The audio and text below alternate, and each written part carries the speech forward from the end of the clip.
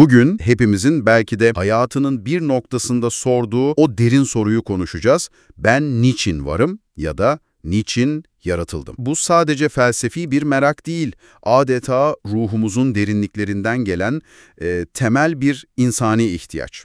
Başlangıç noktamız da ilginç, insanın evrendeki yerine odaklanıyor. Yaratılmışların en değerlisi diyor, madde ve ruhun ilginç bir bileşimi, akıl ve irade sahibi. Hatta yeryüzünün halifesi olarak tanımlıyor. Bunlar bayağı iddialı tanımlar aslında, değil mi? Kesinlikle. Peki bu özel konum bizim varoluş nedenimiz hakkında ne gibi ipuçları veriyor olabilir? Gelin bu konuyu biraz deşelim bakalım. Çok merkezi bir soru gerçekten ve bu arayış evrensel bir şey. Belki de tam kesin herkesi tatmin edecek tek bir cevap bulmak zor. Çünkü konu Allah'ın mutlak bilgisi ve iradesiyle ilgili. Ama ilginç olan şu ki bu anlam arayışının kendisi bile, yani bu soruyu sorma eylemi bile hayatı daha değerli kılma, inancı daha sağlam temellere oturtma potansiyeli taşıyor. Bu çabayı evrendeki yerimizi anlama, varoluşun değerini kavrama, hatta dünyayı daha iyi bir yer yapma gayreti olarak görüyor. Pekala, o zaman şu halife kavramıyla başlayalım mı? İnsanın akıl ve irade gibi yeteneklerle donatılması ona bir sorumluluk yüklüyor. Nedir bu halife olmak? Yani sadece bir ünvan mı bu, yoksa bize somut olarak hangi görevleri yüklüyor? Bu noktada Bakara suresinin 30. ayetine atıfıyor. Hani Rabbin meleklere ben yeryüzünde bir halife yaratacağım demişti ayeti. Bu ifade evet, insana diğer canlılar arasında özel bir statü, bir ayrıcalık tanıyor gibi duruyor ilk bakışta, ama aslında çok daha büyük bir sorumluluğu da beraberinde getiriyor. Nasıl bir sorumluluk bu? Bu sadece hükmetmek ya da yönetmek değil, daha çok emanetçi olmak, sorumlu yönetici olmak gibi anlamlara geliyor. Yani adil davranmak, yeryüzünü koruyup kollamak, orada anlamlı, yaşanabilir bir hayat ve medeniyet kurma görevi. Anladım. Yani halife olmak sadece bir güç pozisyonu değil, daha çok bir görev tanımı gibi. Aynen öyle. İnsan artık diğer canlılar gibi sadece içgüdüleriyle hareket eden bir varlık değil. Ona verilen akıl ve irade sayesinde düşünebiliyor, araştırabiliyor, sorgulayabiliyor. İşte bu yetenekler halifelik sorumluluğunun temelini oluşturuyor. Bu bir nevi yeryüzünde Allah'ın iradesini, yani adalet, merhamet, güzellik gibi değerler ekseninde temsil etme, onun yarattıklarını koruma ve geliştirme görevi olarak çerçeveleniyor. Bu sorgulama yeteneği ve zaten insanın neden yaratıldığını sormasına kapı aralıyor. Bu sorgulama yeteneği ve beraberinde getirdiği sorumluluk gerçekten önemli bir ayrım noktası gibi duruyor. İnsanın bu soruyu sorabilen tek canlı türü olduğuna işaret ediyor. Bu sorumluluk çerçevesinde insanın başıboş bırakılmadığı fikri de doğal olarak gündeme geliyor o zaman. Yani bu kadar yetenek ve sorumluluk varsa bir amaç olmalı gibi bir sonuç çıkıyor sanki. Cayet, sizi boşuna yarattığımızı ve bize tekrar döndürülmeyeceğinizi mi sandınız diye soruyor. Çok net bir ifade. Evet, çok doğrudan. Benzer şekilde Kıyamet Suresi 36. ayette insan kendisinin başıboş bırakılacağını mı zanneder diyor. Bu ayetler yani hayatın anlamsız, tesadüfi bir süreç olmadığını, bir gayesi olduğunu ve insanın eylemlerinden, seçimlerinden bir şekilde sorumlu tutulacağını güçlü bir şekilde ifade ediyor. Peki bu sorumluluk nasıl işliyor pratikte? Yani tamam başıboş değil, sorumluyuz ama bu sorumluluğun işlediği mekanizma nedir? Sanırım burada imtihan kavramı devreye giriyor, değil mi? Evet, tam olarak öyle. Bu sorumluluk ve hesap verme fikrini Mülk Suresinin 2. ayetiyle bağlıyor. O, hanginizin daha güzel amel yapacağını sınamak için ölümü ve hayatı yaratandır. Bu ayet, dünya hayatını bir imtihan veya sınanma alanı olarak tanımlıyor. Bir sınav meydanı gibi yani. Aynen öyle. Yani dünya iyi ile kötü, doğruyla yanlış arasında seçim yapma fırsatlarının olduğu bir arena. İnsan kendisine verilen akıl ve iradeyle bu seçenekler arasında sürekli bir tercih yapıyor. Ve bu süreç kimin iyiliği, güzelliği, doğruluğu seçeceğini, kimin de kötülüğünü, çirkinliğini, yanlışı seçeceğini ortaya çıkarmak için tasarlanmış bir sınanma. Yani bir test alanı. Ama bu testte tamamen yalnız mıyız yoksa bir rehberlik, bir yol gösteren var mı? İnsanıl bu testte yalnız bırakılmadığını özellikle vurguluyor. İnsanların doğruyu bulmaları, iyi ve hayır üzere olmaları, yeryüzünü mamur kılmaları yani imar etmeleri, güzelleştirmeleri ve geliştirmeleri için Allah'ın peygamberler ve kutsal kitaplar göndererek yol gösterdiği belirtiliyor. Bu ilahi rehberlik, imtihanın adil bir şekilde işlemesi için gerekli bir unsur olarak sunuluyor. Yani hem seçme özgürlüğü var hem de doğru yolu gösteren işaretler. Anlıyorum. Seçimler var, sorumluluk var, rehberlik var. Doğal olarak bu seçimlerin sonuçları da olmalı. Cennet ve cehennem kavramlarını da bu bağlamda mı ele alıyor? Aynen öyle. Bu imtihan sürecinde insanların farklı tercihler yapacağını belirtiyor. Bazıları iradelerini iyiden, güzelden, hayırdan yana kullanırken bazıları ne yazık ki şerri, kötülüğü ve yanlışı seçebiliyor. İşte bu bilinçli tercihlerin sonucunda da ahiret hayatında yani ölümden sonraki yaşamda cennet veya cehennemin bir karşılık olarak ortaya çıktığı ifade ediliyor. Yani yapılanların bir karşılığı var. Evet, bu yapılan eylemlerin, yapılan tercihlerin asla boşa gitmeyeceği, her birinin bir sonucu olacağı fikrini pekiştiriyor. İmtihanın ciddiyetini ve sonuçlarının önemini vurguluyor aslında. Peki tüm bu tabloyu, yani özel yaratılış, halifelik sorumluluğu, hayatın bir imtihan olması, ilahi rehberlik ve sonuçları göz önünde bulundurduğumuzda en temel, en nihai yaratılış gayesi nedir? İşte burası gerçekten işin özüne indiğimiz yer sanırım. Evet, geldik en kritik noktaya. Bu soruya en net ve doğru cevabı Zariyat suresinin 56. ayetiyle veriyor. Ben cinleri ve insanları ancak bana kulluk, ibadet etsinler diye yarattım. Şimdi burada durup nefes almak lazım belki çünkü bu ibadet veya kulluk kavramı ilk akla gelen dar anlamından çok daha geniş bir çerçevede ele alınıyor metinde. Tam da onu soracaktım. İbadet deyince çoğu kişinin aklına namaz, oruç, dua gibi belirli ritüeller gelir genelde.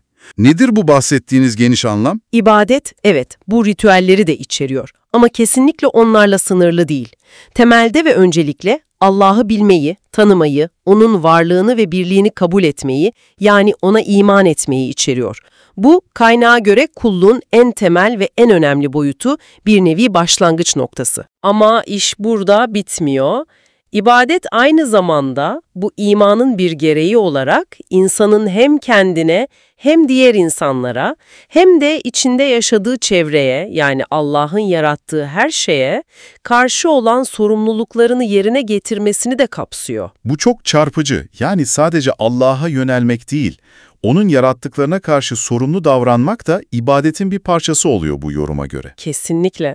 Şöyle düşünebilirsiniz, ibadet hem dikey bir boyuta sahip, insan-Allah ilişkisi, hem de yatay bir boyuta, insan-insan ve insan-evren ilişkisi.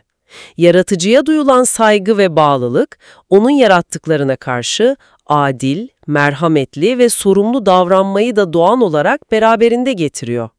Dolayısıyla adaletli olmak, dürüst olmak, çevreyi korumak, ihtiyaç sahiplerine yardım etmek gibi eylemler de bu geniş ibadet tanımının içine giriyor. Peki bu oldukça kapsamlı ibadet tanımıyla başta konuştuğumuz halife rolü arasında nasıl bir köprü kurabiliriz? Bu iki büyük kavram, kulluk ve halifelik birbiriyle nasıl örtüşüyor, nasıl etkileşiyor? Bu ikisi arasında çok sıkı, adeta iç içe geçmiş bir bağlantı var. İnsanın temelde iki ana görevi olduğunu öne sürüyor ve bu görevler birbirini tamamlıyor, birbirinden güç alıyor. Neymiş bu görevler? Birincisi, az önce detaylandırdığımız gibi Allah'a iman ve ibadetle hem ritüelleri hem de O'nu tanıma ve ahlaki sorumlulukları içeren geniş anlamıyla kişinin kendi iç dünyasını, gönlünü ve bedenini manevi olarak arındırması, yaratıcı ile olan bağını derinleştirmesi, bu işin içsel boyutu. Tamam, bu birinci görev. İkincisi nedir? Adil, daha yaşanılabilir, daha güzel bir yer haline getirmek için aktif olarak çaba göstermek, medeniyetler kurmak, adaleti tesis etmek, bilgiyi ve iyiliği yaymak. Bu da işin dışa dönük, eylemsel boyutu. Yani İbadetle kazanılan içsel bir farkındalık ve arınma hali dışarıya dönük yapıcı eylemlere dönüşüyor. Çok ilginç. Aynen öyle. Bu noktada Hud suresinin 61. ayetine dikkat çekiyor. O, sizi yeryüzünden topraktan yarattı ve sizi oranın imarında görevli ve buna donanımlı kıldı. Bu ayet tam da bu bağlantıyı kuruyor aslında. Yeryüzünü imar etme, yani geliştirme, yaşanılır kılma, güzelleştirme sorumluluğu aslında o geniş anlamıyla ibadetin bir parçası, hatta doğal bir sonucu olarak görülüyor. Yani halifelik göreviyle doğrudan bağlantılı. Evet, halife olmak, yani yeryüzünde sorumlu bir varlık olmak, zaten bu imar görevini de zorunlu kılıyor. Bu topyekün bir imar. Yani sadece binalar yapmak değil, adaleti, bilgiyi, ahlakı, refahı içeren kapsamlı bir iyileştirme ve geliştirme çabası. O zaman bu perspektife göre insan sadece inanan, düşünen, sorgulayan bir varlık değil.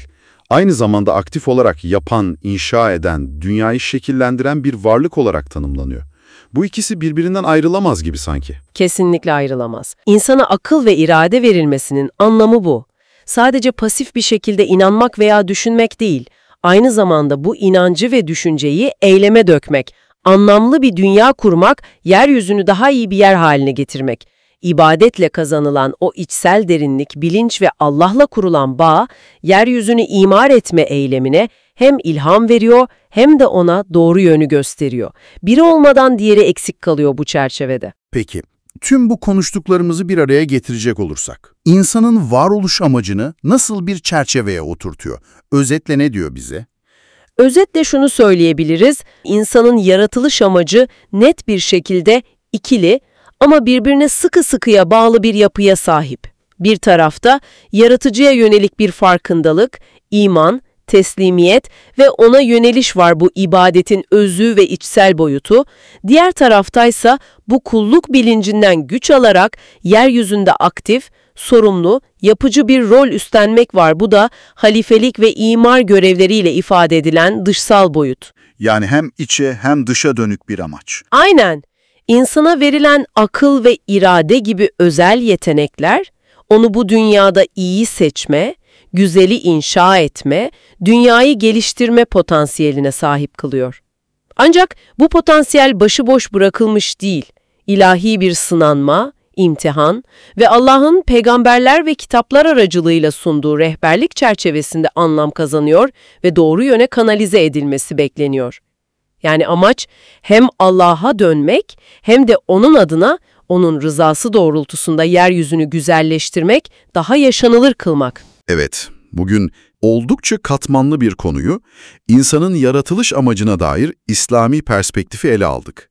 Gördük ki bu bakış açısı oldukça bütüncül. Hem içsel bir manevi yolculuğu, Allah'ı tanıma ve ona kulluk etme, hem de bu yolculuğun doğal bir uzantısı olarak dışa dönük aktif bir sorumluluğu, yeryüzünü halife sıfatıyla imar etme içeriyor. Akıl, irade, sorumluluk, imtihan, ibadetin geniş anlamı ve imar görevi.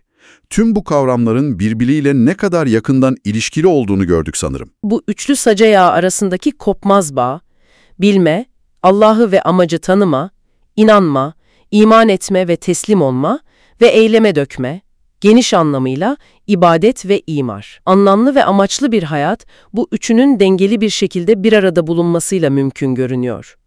Belki de bu sohbetten sonra üzerinde düşünebileceğiniz son bir soru şu olabilir dinleyicilerimiz için.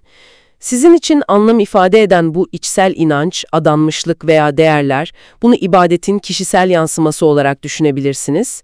İle dış dünyadaki eylemleriniz, sorumluluklarınız, bunu da imarın kişisel yansıması olarak görebilirsiniz. Arasında nasıl bir denge var? İlginç bir soru. Toplumun ve hatta daha geniş anlamda medeniyetin gidişatını nasıl etkiliyor olabilir? Kendi yaşamınızda bu dengeyi nasıl kurduğunuzu veya belki nasıl kurabileceğinizi düşünmek, bu zengin perspektifi belki de kişisel düzeyde daha da derinleştirmenize yardımcı olabilir.